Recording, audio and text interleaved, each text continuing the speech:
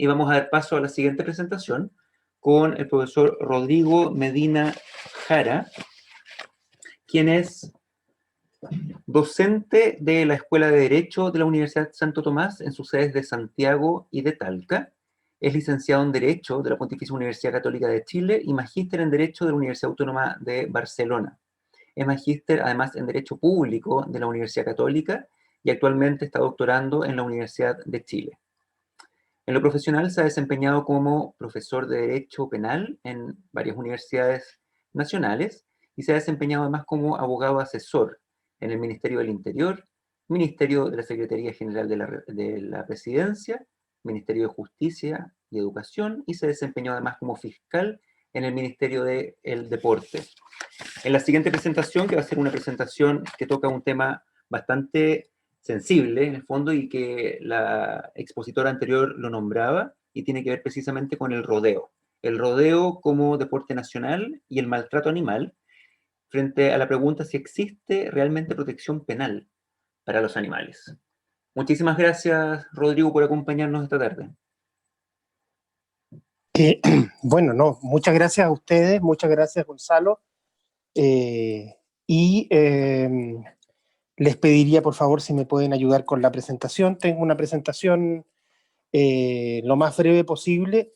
Y hay cosas que han ido abordando algunos expositores anteriores sobre este tema. Yo quiero decirles que quiero dividir esta presentación más o menos en tres partes. Primero, señalando cuál es el acercamiento del derecho penal hacia la protección animal.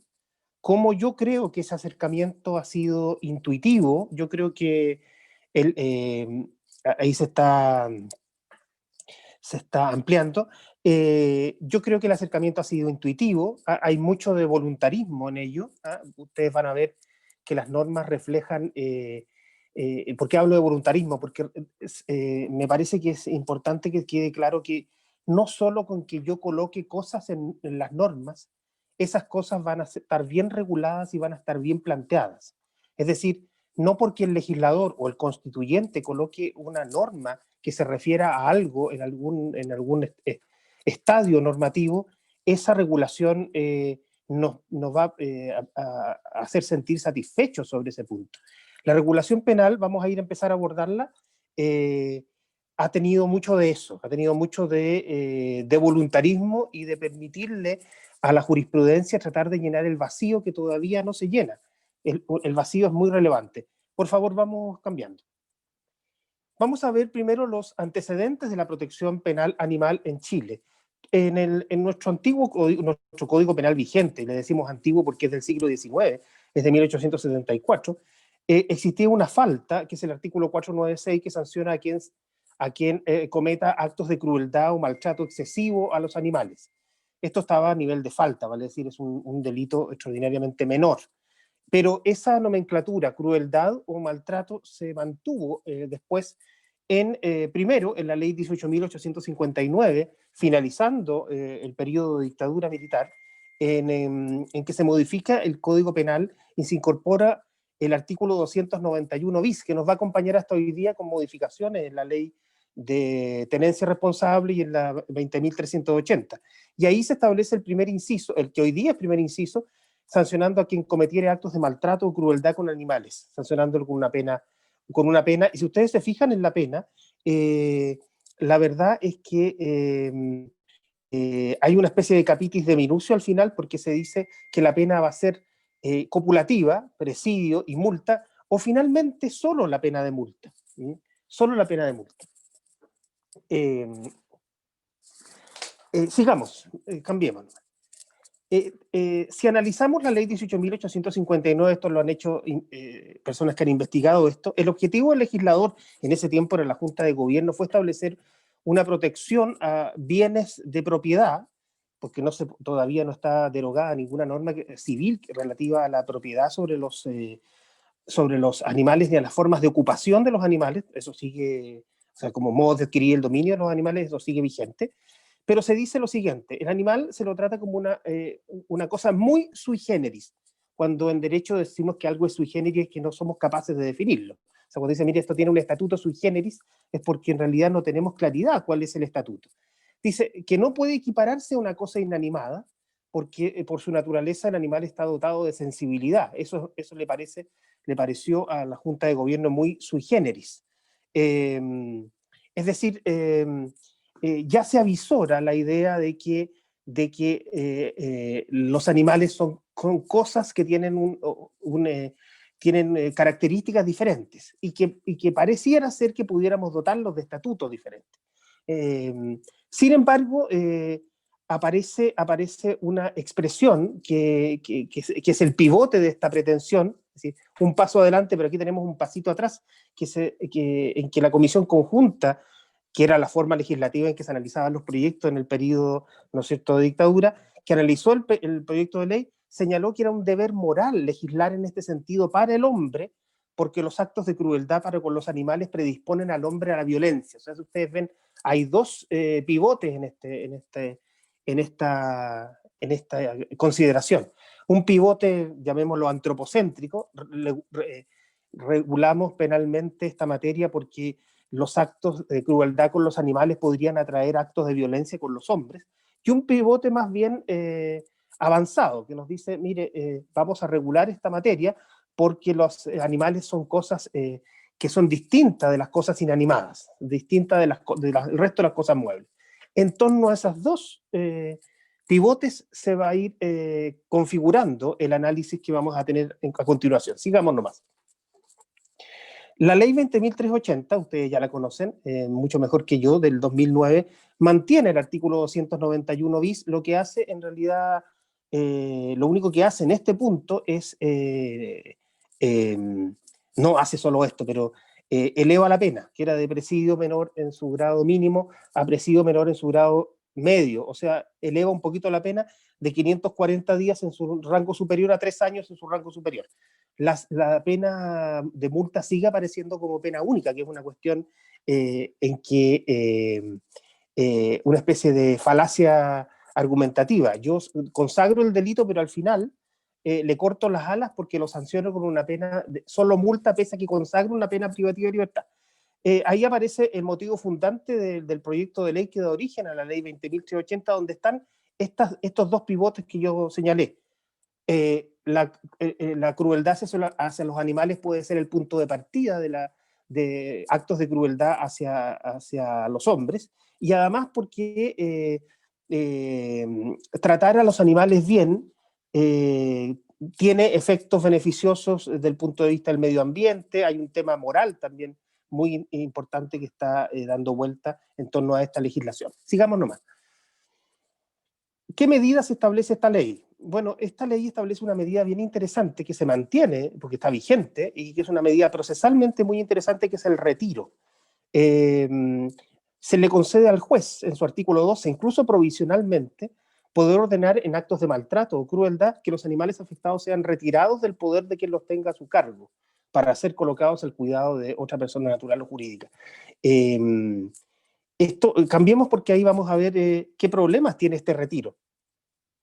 Este retiro es una muy buena medida, pero primero se manifiesta un desentendimiento del Estado y el hecho de colocar esta obligación en manos de particulares, es decir, los particulares deben soportar el peso de los animales retirados. Los animales retirados no son soportados por el Estado, sino que son soportados por particulares que se hacen cargo de ellos.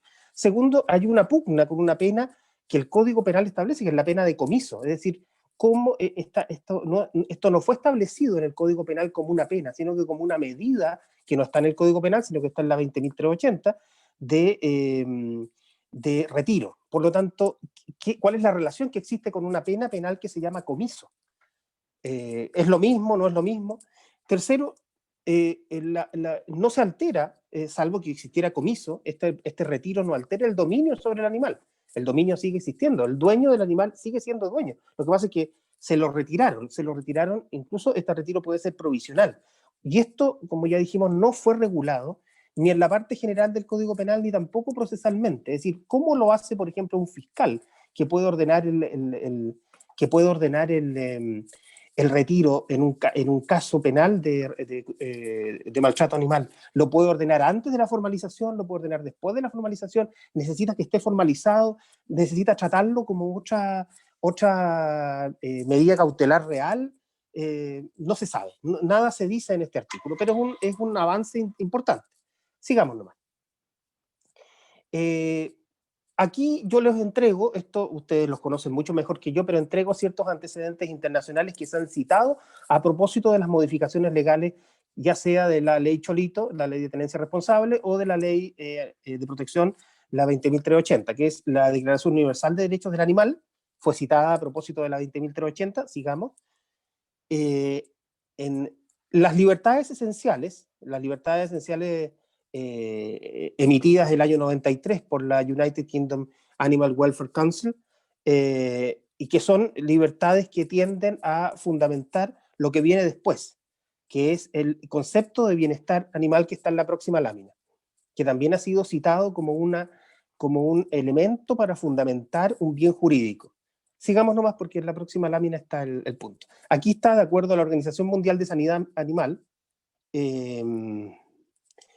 de la que Chile, ojo, es miembro desde el año 62, definió el bienestar animal en el año 2014, ¿no es cierto?, como un concepto omnicomprensivo, digamos, en que un animal está sano, está cómodo, está bien alimentado, está en seguridad, puede expresar formas innatas de comportamiento y no padecer sensaciones desagradables de dolor, miedo o desasosiego. Esto yo lo cito con un objeto de poder cimentar de alguna manera algún tipo de bien jurídico tutelado por parte de estas normas penales, y con el objeto de poder comparar la actividad que vamos a señalar del rodeo para ver si se mantiene aún en su práctica normal este bienestar animal. Sigamos nomás. Luego aparece el año 2017, ustedes saben, la ley 21.020 sobre tenencia responsable de mascotas y animales de compañía. Sigamos. Esta ley tiene un objetivo primordial, que es regular las obligaciones y derechos respecto de los animales domésticos, pero también regular otro tipo de animales, los animales peligrosos, ¿no es cierto? Vamos a seguir, sigamos nomás. Se establece una diferenciación entre animales de compañía, ¿no es cierto? Animales domésticos que se dividen en dos grupos, mascotas y animales de compañía, y animales potencialmente peligrosos, estableciendo regímenes, distinciones y formas de clasificación respecto de ellos. Esta referencia a los animales peligrosos tiene una raíz civilista, porque el Código Civil se refiere primero a los animales fieros o bravíos, en los modos de adquirir el dominio, o sea, cómo se adquiere el dominio de los animales bravíos, y segundo, en las normas sobre responsabilidad, de responsabilidad extracontractual. ¿Quién puede tener, sobre quién se recae la responsabilidad de los actos ejecutados por un animal fiero o bravío? Sigamos nomás. También establece esta ley una estrategia de protección y control de la población animal, basada en la colaboración con personas jurídicas privadas sin fines de lucro, y la proscripción de la eutanasia como mecanismo de control de la población. Sigamos.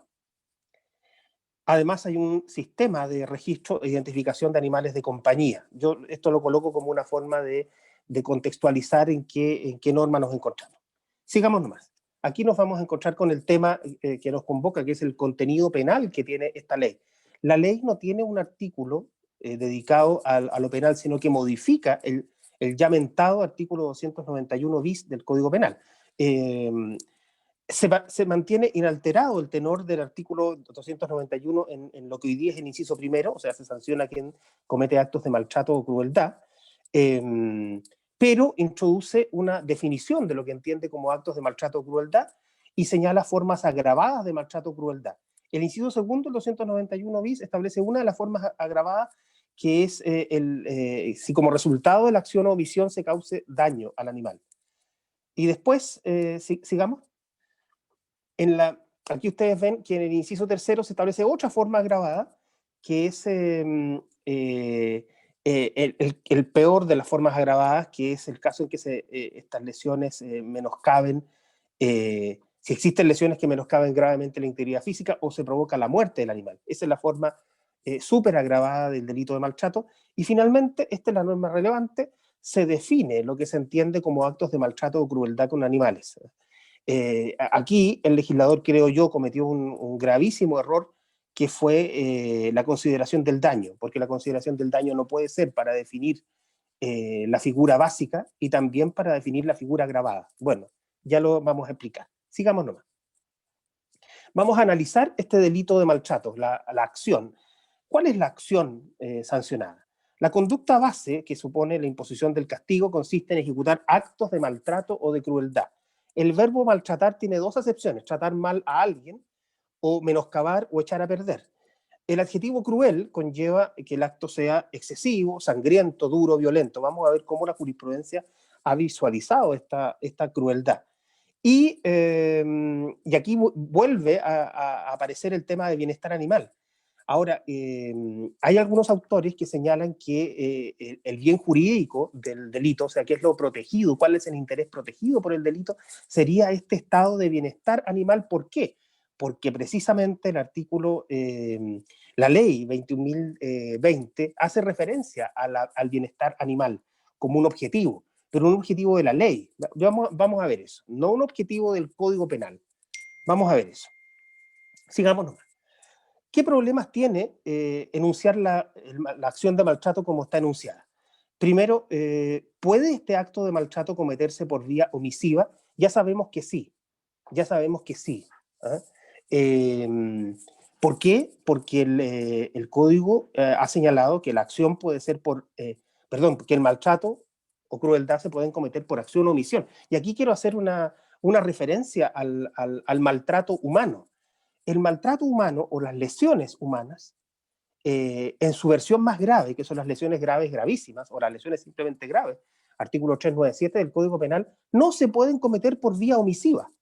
O sea, se fijan, en este caso aquí, el maltrato animal sí se puede cometer por vía omisiva, vamos a ver algunas de ellas, pero las lesiones graves, tratándose de seres humanos, no se pueden cometer por vía omisiva. O sea, hay un tratamiento incluso mejor de la, llamémoslo así, integridad física del animal respecto de la integridad física humana. Segundo, el maltrato puede no dejar huella. Vamos a ver si el maltrato es un delito de resultado, es un delito que debe dejar alguna huella exterior apreciable o no.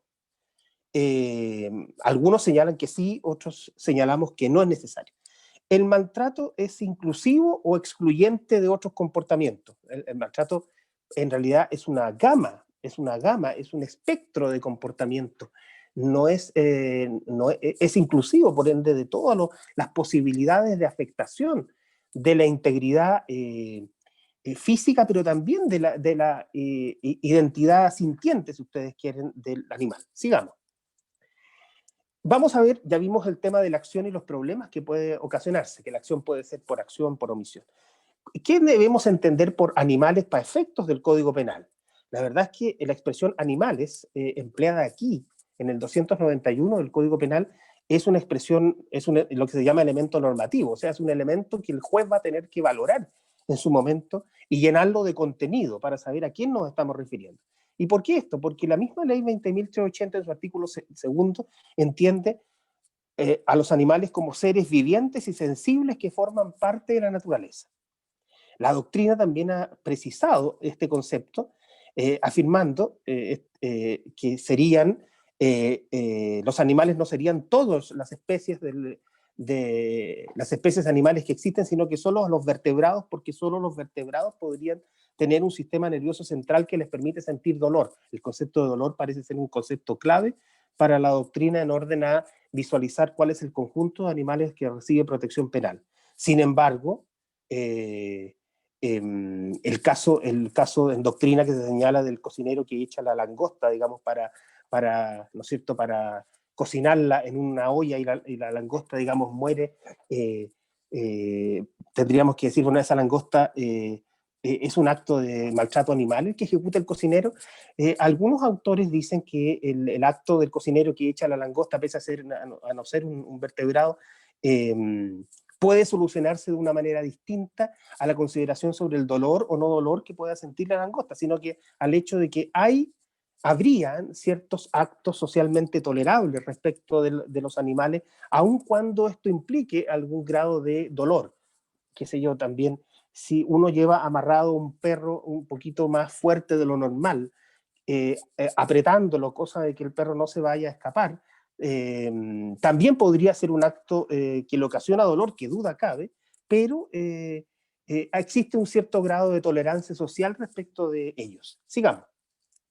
Entonces hemos visto la acción, hemos visto el objeto, y aquí nos topamos con un tema en extremo importante. Es decir, si yo voy a regular penalmente una conducta, lo primero que tengo que saber es cuál es el interés que yo pretendo proteger, porque sabemos que el derecho penal, al menos el derecho penal en un Estado democrático, solo protege atentados graves en contra de estos intereses comunitariamente relevantes que se llaman bienes jurídicos. Es decir, ¿qué es lo que estamos protegiendo con estos delitos? Por eso decía yo, no basta con que yo regule, yo tengo que saber antes de regular qué es lo que voy a proteger.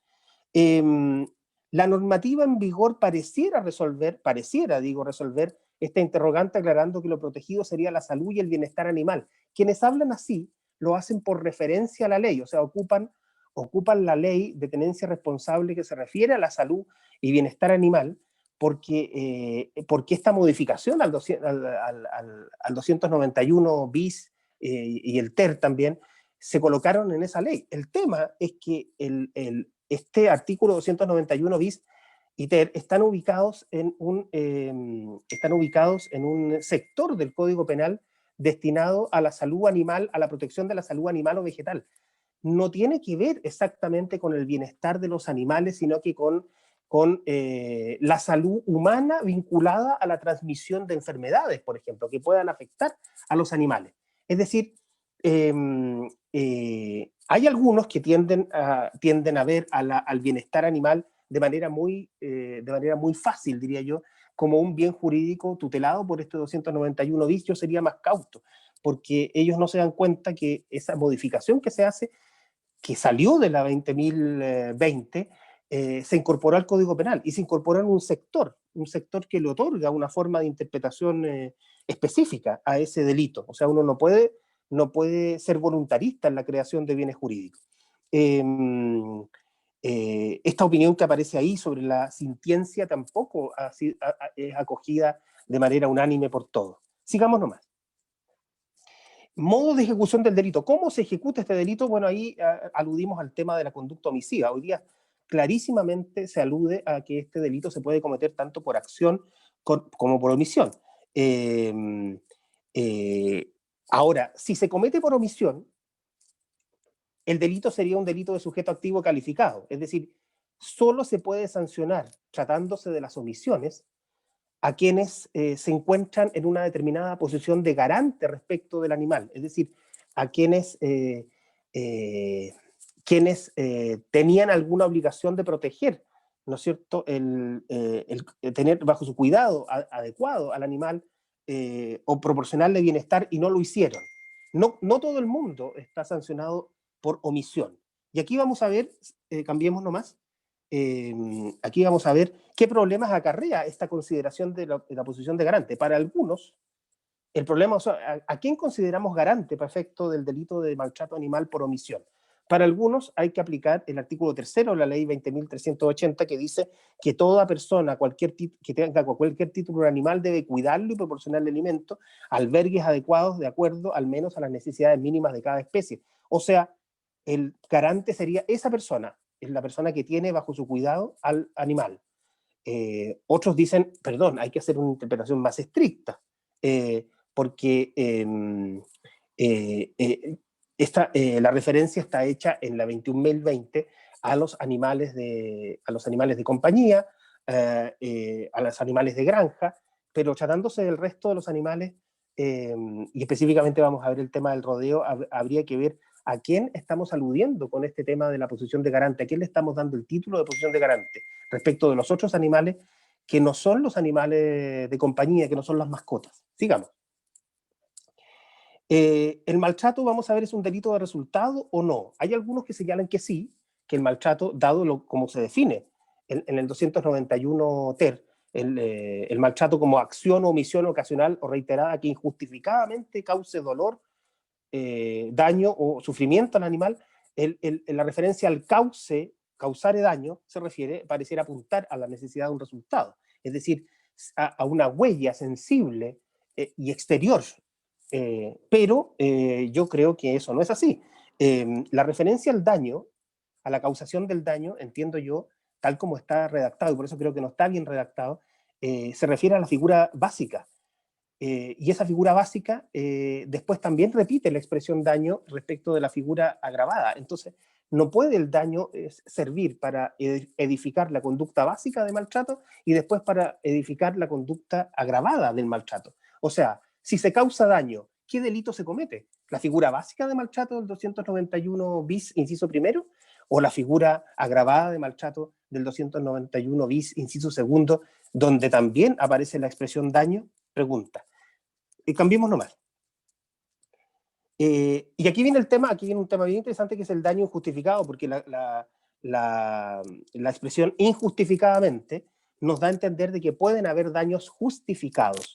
Es decir, y aquí tenemos, el primer caso es el caso de la muerte indolora, vale decir, la muerte indolora del animal puede ser considerado un caso de maltrato o justificado. La respuesta es sí. El punto es que siempre que la muerte se realice de acuerdo a ciertos procedimientos adecuados y regulados. De no ser así, la muerte aún indolora no estaría justificada. O sea, así como hay justificación para las lesiones que se realicen en virtud de operaciones quirúrgicas o métodos terapéuticos en el ámbito humano, aquí también tenemos que requerir ciertos procedimientos a realizar para la muerte indolora de un animal. Sigamos. Otros casos de daño injustificado, los casos injustificados son la caza y la pesca, ¿no es cierto? La ley de caza regula la caza de animales de fauna silvestre, bravía o salvaje, permitiendo incluso la muerte del animal, o permitiendo la muerte del animal. Y lo mismo trata con la pesca, la ley general de pesca y acuicultura. Sigamos nomás.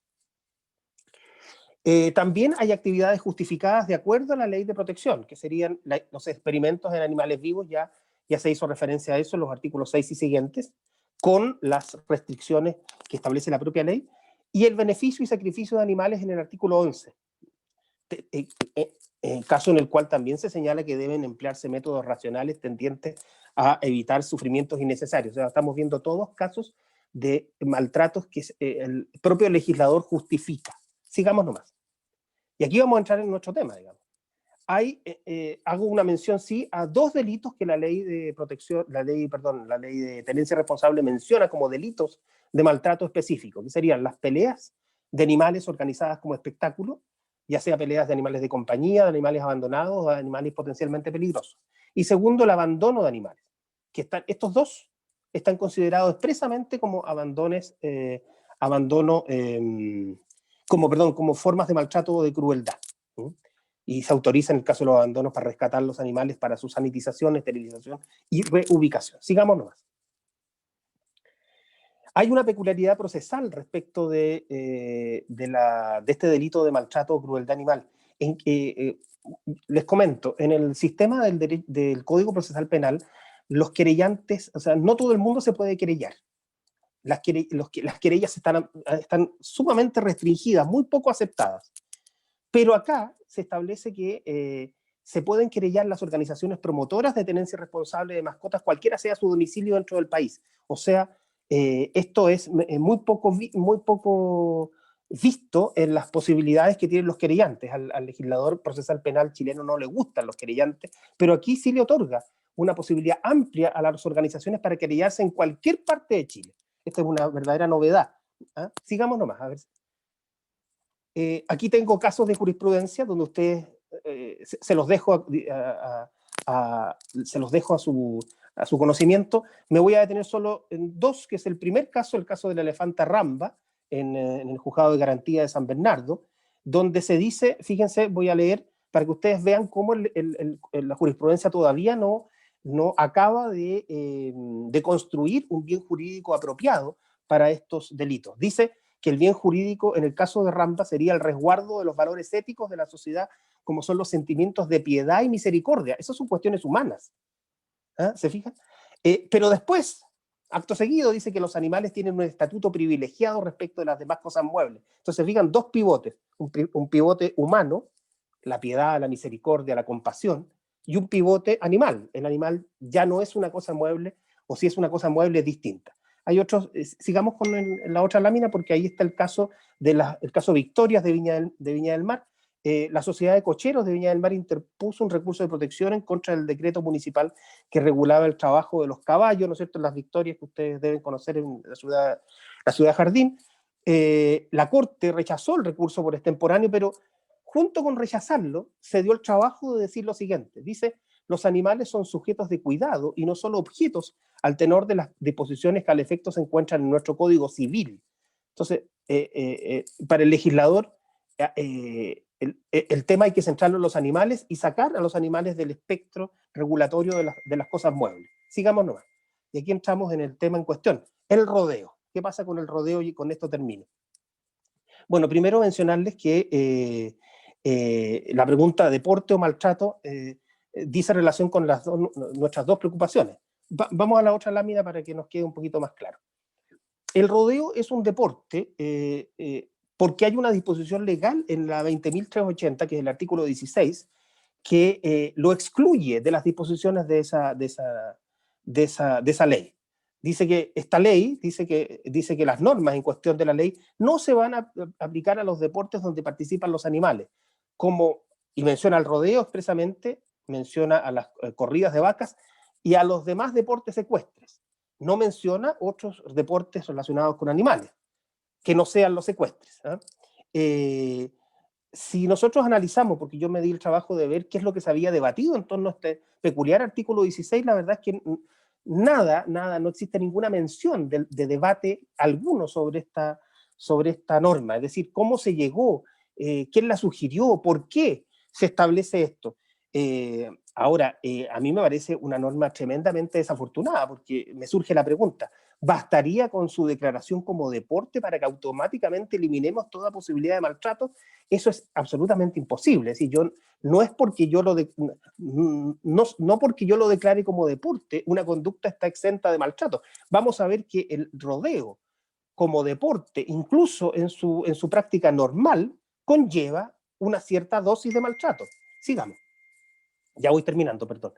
El artículo 1 de la ley del deporte ampara también ampararía, se dice, la condición deportiva del rodeo.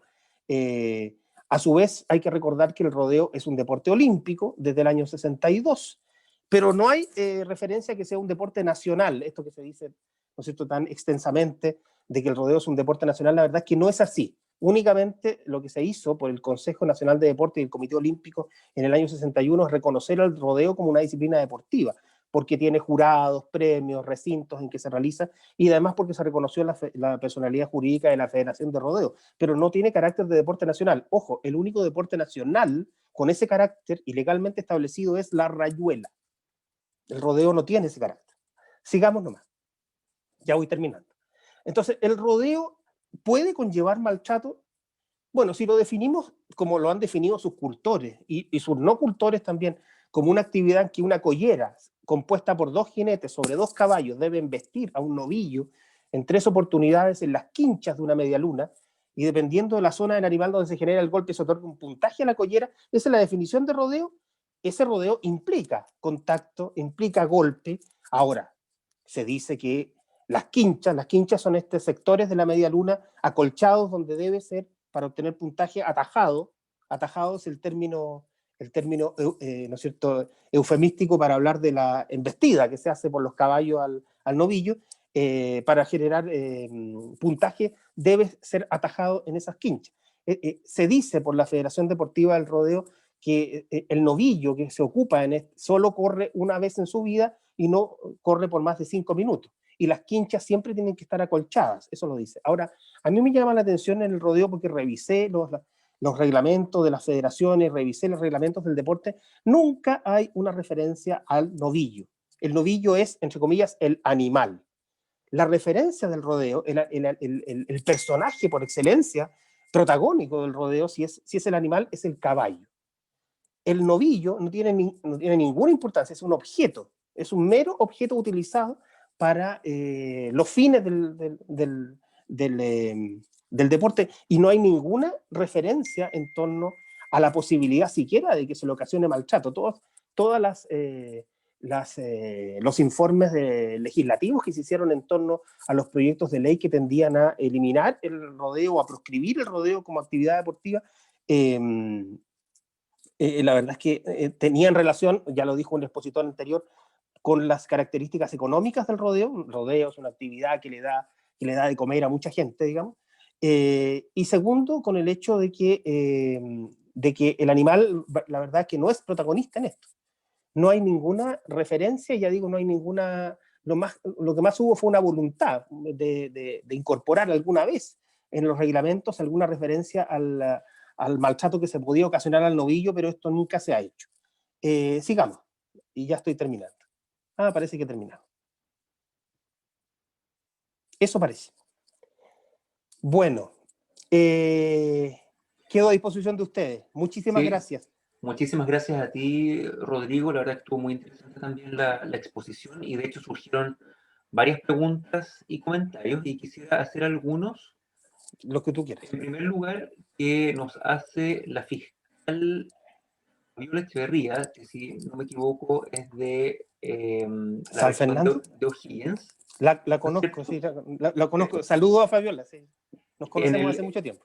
Perfecto. En el chat hace unos comentarios. No sé si, Rodrigo, tú puedes ver el chat en este momento. Vamos a ver el chat. Sí, dice... A ver, dice, el concepto retiro, en definitiva, reconoce tácitamente que no es cosa.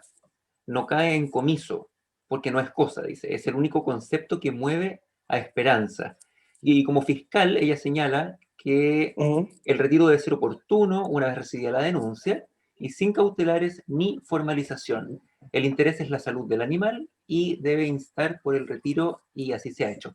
Y a partir de lo que comenta la fiscal, de hecho, muchas veces la opinión pública en general, que es más pro bienestar animal, por cierto, tiende a pensar de que la normativa no es lo suficientemente efectiva de momento de que no se da curso a las denuncias, o bien no hay sanciones suficientes asociadas a las denuncias. No sé si quieres comentar el comentario de la fiscal. Yo quiero harto a Fabiola porque la conozco hace mucho tiempo, pero tiendo a discrepar con lo que ella dice. Ella dice, mire, el hecho que se llame retiro y que no se llame comiso quiere decir que ya lo está reconociendo como cosas tácitamente. Yo creo que no. De hecho, el concepto de retiro también se asocia al retiro de automóviles en la ley de tránsito. Entonces, yo no veo que, o sea, sé que hay buena voluntad, puede haber buena voluntad en el legislador, pero esa buena voluntad no basta, creo yo, para que uno entienda que en realidad hay claridad completa con lo que se está regulando. O sea, no basta con que yo escriba una ley, sino que tengo que saber qué estoy protegiendo y dónde inserto esa legislación en qué parte de los cuerpos normativos, y saber cómo tengo que interpretarlo. Ahora, me parece súper bien lo que ella señala en el sentido del cuándo debe realizarse ese retiro, pero esas son, me imagino que son instrucciones particulares dadas por la Fiscalía Nacional o por los fiscales particulares para que se haga así, pero no son ley. O sea, además ojo que es una facultad otorgada no al fiscal, sino que es una facultad que la ley otorga al juez. Por lo tanto, si hay instrucciones particulares del Ministerio Público, no tienen obligatoriedad para el juez. Me imagino que habrá una autorización que se solicita y el juez la otorga, pero el juez podría decir, no, sabe que a mí me parece que el animal está bien con su dueño, y no concederle. Eso. Muchas gracias. La doctora Beatriz Zapata, también, que de hecho nuestra próxima expositora después de la hora de almuerzo, plantea cuál sería una justificación aceptable para el sufrimiento. No sé si ahí existe algún concepto más técnico legal relacionado con aquello. No, lo único que yo veo es que hay ciertas conductas que, básicamente por la utilidad que prestan al ser humano, podría entenderse que no hay un injusto comprometido, diría mal, no hay dolo de realizar el maltrato, ¿no es cierto? Pero ahí ya no sería justificación, no habría tipicidad. Es decir, yo creo que no hay una voluntad ni un ánimo de ejecutar el maltrato pese a estarlo haciendo objetivamente. O sea, un veterinario que tiene que darle muerte a un perrito que se está muriendo y que quiere, su objetivo no es de lesión, ni es de maltrato, sino que de alivio del dolor que tiene este animalito, no estaría cometiendo este delito, pese a darle muerte al animal. O sea, no hay, eso tiene que ver con que quienes ejecutan este maltrato justificado lo hacen con una voluntad y un propósito distinto de la mera crueldad y del mero maltratamiento del animal, pienso yo. Uh-huh.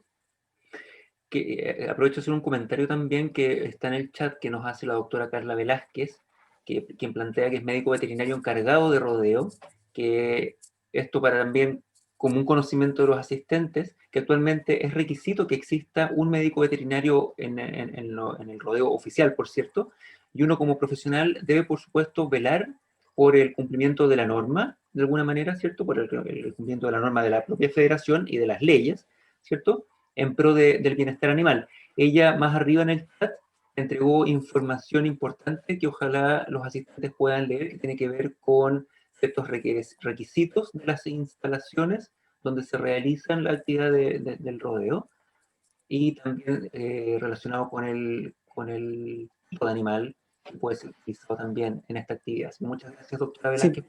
por compartirlo. ¿Puedo hacer un comentario lo Sí, de la por doctora supuesto. Velázquez González? Sí, lo que pasa es que a mí lo que me llama la atención es que el legislador le entregó no a una norma reglamentaria del Poder Ejecutivo, no un decreto supremo del presidente de la República, ni siquiera a ordenanzas alcaldicias, se lo entregó a los reglamentos de los cultores de esos deportes, que no tienen, o sea, con el perdón de ustedes, pero no tienen ninguna inserción normativa en nuestro ordenamiento jurídico, o sea, no tienen validez fuera del ámbito deportivo en que se realizan. O sea, es notable la forma en que el legislador, entre comillas, se desentiende del cuidado animal diciendo que por el solo hecho de ser deportes, yo le entrego esta legislación deportiva a quien lo realiza sin advertir la naturaleza social que tiene la actividad que se está realizando. O sea, es como decir, mire, ¿sabe qué? No me voy a meter en lo que pase al interior. Si ustedes quieren faenarse a los novillos, hagan lo que quieran. Esos son sus reglamentos. Así veo yo, digamos, ese artículo 16 que yo lo analicé, lo vi, traté de ver si había alguna razón. Tiendo a creer que había una razón económica, digamos, y que hubo una influencia de los cultores, me parece apropiado, pero no hay más allá de eso y las consecuencias son que esa actividad queda, entre comillas, desregulada.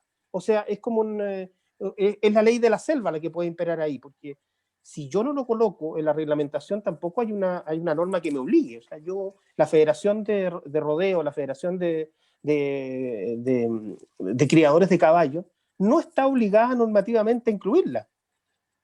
Nada dice, oiga, usted tiene que incluir normas para regular el maltrato animal. Si lo hacen, perfecto, pero si no lo hacen, perfecto también. Y hay una última pregunta, Rodrigo, de la doctora Astorga, quien plantea que tenía entendido que había una iniciativa de congresistas para generar un proyecto de ley que incluyera a varios deportes como patrimonio nacional, y entre ellos estaba precisamente el rodeo. Y esa sería una medida quizás protectiva que estaban generando, si es que es viable un proyecto de esa naturaleza. Y además pregunta la misma doctora Astorga que dónde se puede explorar sobre los precedentes respecto a temas de juicios o procesos legales que incluyan animales. En particular, ella plantea que le gustaría saber, por ejemplo, procesos que han habido respecto a temas de fauna silvestre, maltratos de animales de fauna silvestre, temas de control de plagas, sacrificio y eutanasia de perros, por ejemplo, donde un ciudadano puede encontrar esa información respecto de las resoluciones, veredictos de esos casos. No, o sea, a ver, yo las busqué porque son citadas, mucha de la doctrina que hay, los informes de la Cámara analizando estos proyectos de ley los citan también, y ahí están, pero no hay una recopilación sistematizada Perfecto. de esos casos porque particularmente tampoco han habido muchos. O sea, yo mencioné el caso de Ramba, hay un caso en el juzgado de garantía de Los Ángeles, hay otro, hay un artículo muy bueno que encontré que tiene otros más que no mencioné, y está este caso de Viña del Mar, el tema de los cocheros respecto de las victorias, Son los más y no hay mucho más, emblemáticos. son los más emblemáticos. Pero es posible que haya otros que es difícil saberlo, no sé si el Ministerio Público o la Defensoría tenga alguna recopilación. Yo no conozco una recopilación sistematizada de casos. Sería muy bueno tenerlo. Ahora, de los que yo he visto esta indefinición de la jurisprudencia en torno a qué estoy protegiendo. Si estoy protegiendo estos sentimientos muy loables de conmiseración o de compasión, o estoy protegiendo al animal sin ser sintiente, se entiende algo distinto de las cosas muebles como fuera un sofá, digamos, un auto u otra cosa. Exacto. Y con respecto a este proyecto de ley que se habría propuesto un grupo de congresistas respecto de considerar algunos deportes como patrimonio nacional, ¿tienes algún conocimiento respecto de eso? Sí, entiendo eso. Ahora, lo que pasa es que yo no sé en qué medida eso pueda ayudar o no a que el maltrato de haberlo en deportes como el rodeo, las corridas de vacas, las jineteadas patagónicas, ¿ah? Puede ayudar a proteger a los principales protagonistas, que son los animales en esos proyectos. Es decir, es más, yo tengo la duda de si eso pasa, o al revés, de que eso sirva para cimentar la actividad y dejarla libre de toda regulación general. Porque por ahí alguien en el chat dice, oye, pero si los reglamentos de las federaciones, pero normativamente el punto es, ¿qué son los reglamentos de las federaciones? Son únicamente normas internas para los cultores, no tienen virtualidad general, no tienen obligatoriedad general y no están ubicadas dentro de ninguna pirámide normativa.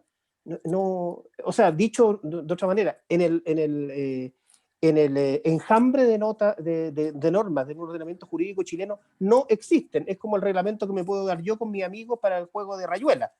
O sea, no tiene ninguna importancia.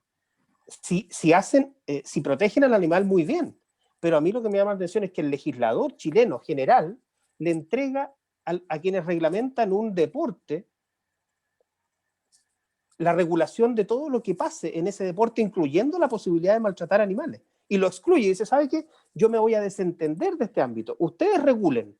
Y si no regulan, además no tengo cómo obligarlos a regular, suponiendo que lo hagan. Entonces, ese es un tema importante. El legislador abdicó de la posibilidad de regular algo que él debiera regular.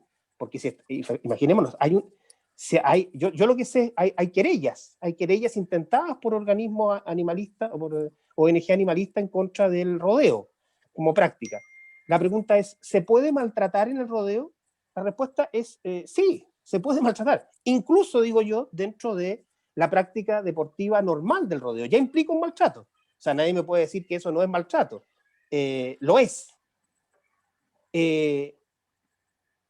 ¿Es perseguible o no es perseguible? Bueno, el punto es cuándo ese maltrato sobrepasa los límites elementales de esa práctica deportiva. Es como, ¿no es cierto?, uno se pone a boxear y dice, bueno, ¿en el boxeo a uno lo pueden lesionar? Sí, lo pueden lesionar. ¿Cuándo yo puedo recurrir a tribunales por una lesión del boxeo? Cuando sobrepasa los límites que tiene esa actividad deportiva, cuando ya deja de ser actividad deportiva. ¿Cierto? Han habido casos de lesionados en deporte que los lesionados se han querellado por indemnización de perjuicios, pese a que ellos consentían estar participando en esa práctica deportiva. Entonces, la práctica deportiva de por sí no puede hacer que la ley abdique de su regulación por el solo hecho de ser un deporte. Esa es mi tesis.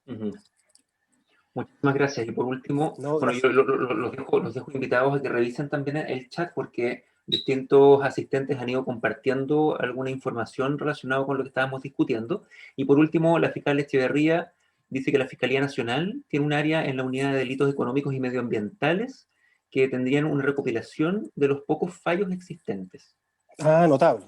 Sí, así que a lo mejor relacionado con la pregunta de la autora Astorga, pero existe una gran diferencia entre deporte entre humanos y deporte donde son utilizados los animales, ¿cierto? Creo que no son comparables en temas de lesiones.